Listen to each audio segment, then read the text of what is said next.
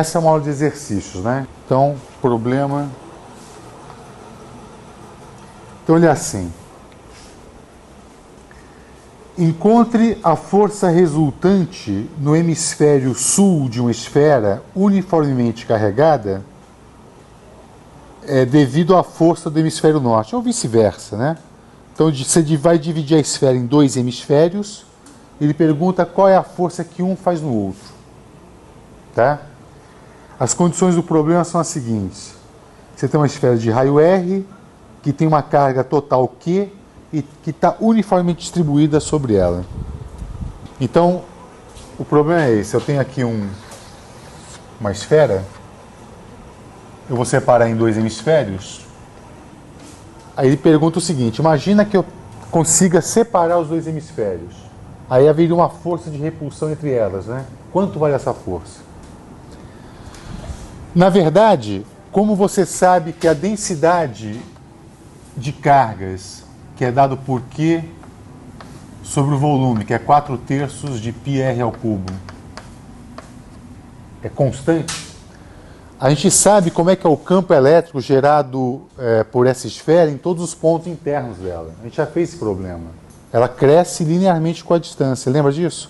Eu até fiz um gráfico uma vez para vocês, que o campo desse problema, o campo é o módulo sol do campo, tá?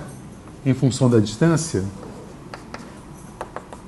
ele cresce linearmente dentro, se ele tiver uma distribuição uniforme de cargas como essa, densidade é constante, e cai com 1 sobre R2.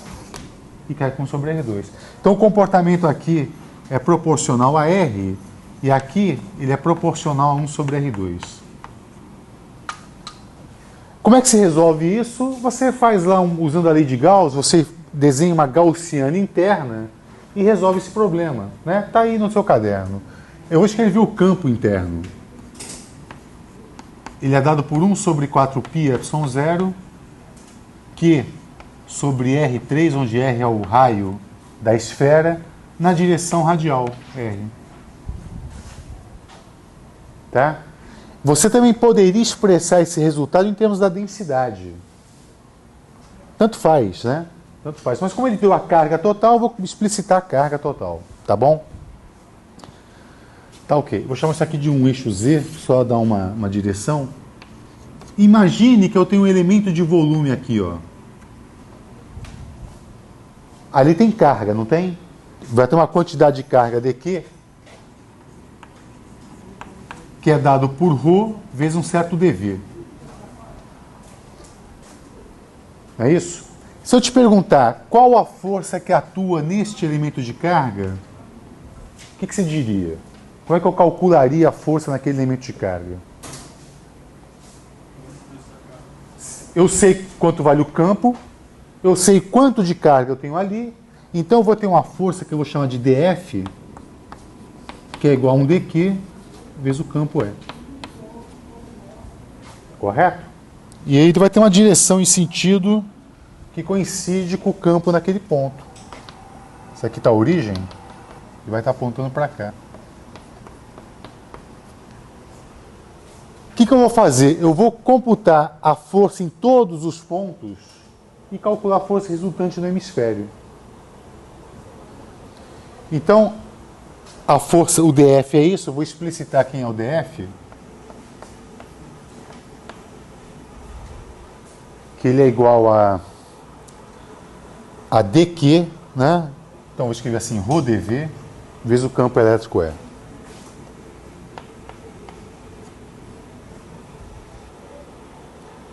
E agora eu vou explicitar quem é quem, né? Então eu tenho assim, ρ, eu vou colocar aqui sobre 4/3 de π vezes R ao cubo.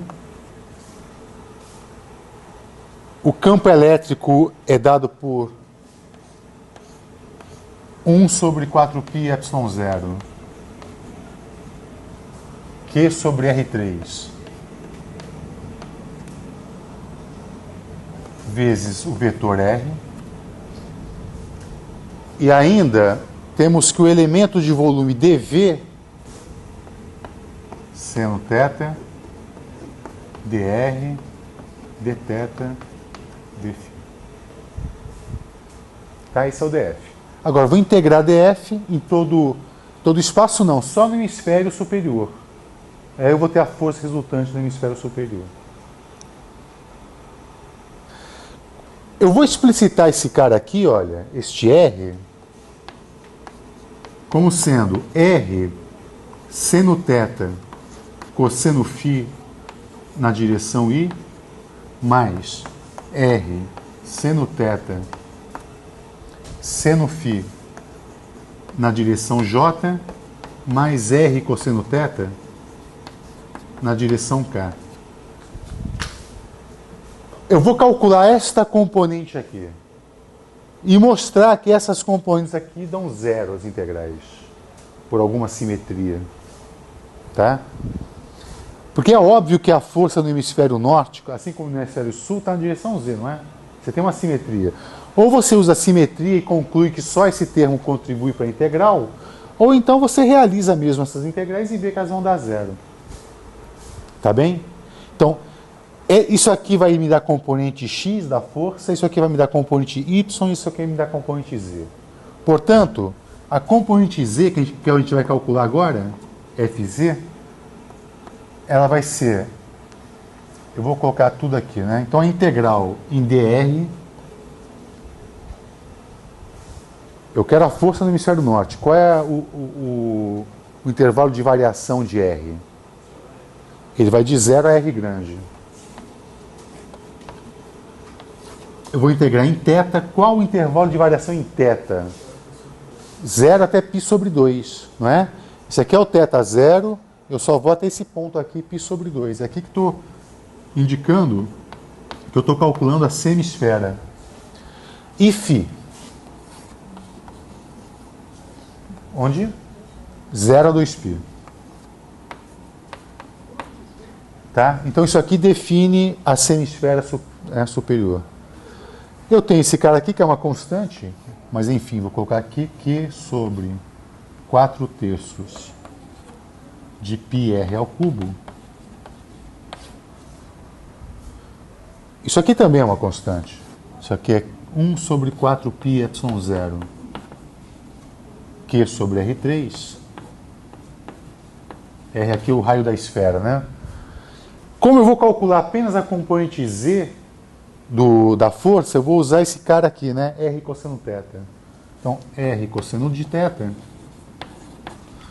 mais o que sobrou aqui do elemento de volume, que é R2 seno de θ, tudo bem, os diferenciais já estão ali. Está montado o problema. É só resolver, só fazer a integração. Tá? Então, o Fz, isso aqui é constante, isso aqui é constante, não é isso? Então, eu vou ter... Eu vou deixar separado, depois a gente simplifica, tá? Então, eu vou ter aqui Q sobre 4/3 de πr ao cubo, Q 1 sobre 4π ε0, Q sobre R3. O que dá para integrar imediatamente aí, hein? Φ eu integro dá 2π. A integral em φ, 2π. A integral em R minúsculo, que é o R3, vai dar R4 sobre 4. Então, R a quarta sobre 4. A integral em θ não é difícil. Você tem integral de seno θ, cosseno θ, dθ. Chama, por exemplo, cosseno θ de U. Não é? Quanto que dá essa integral? Integral de 0 até π sobre 2 de cosseno de θ, seno θ, dθ. Se você chamar cosseno θ de U, então menos seno θ dθ vai ser igual a du. Então essa integral fica assim, integral de U du. Aqui tem um sinal negativo, né? Bom, vou colocar o sinal negativo aqui. Quando θ for 0, U vale 1. e aqui vai dar 0. Quando o θ for π sobre 2, né? Aí eu inverto os extremos de integração usando esse sinal aqui. Então vai ser uma integral de 0 a 1 de u du. Isso vai dar u quadrado sobre 2, que vai dar meio. De fato dá meio. Então aqui vai aparecer o meio.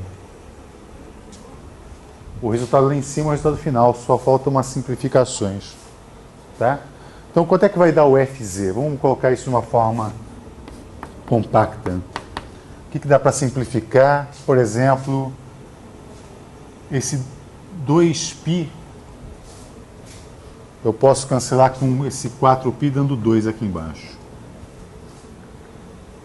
Esse r à quarta, eu posso cancelar com esse r3 e aqui vai dar um 2.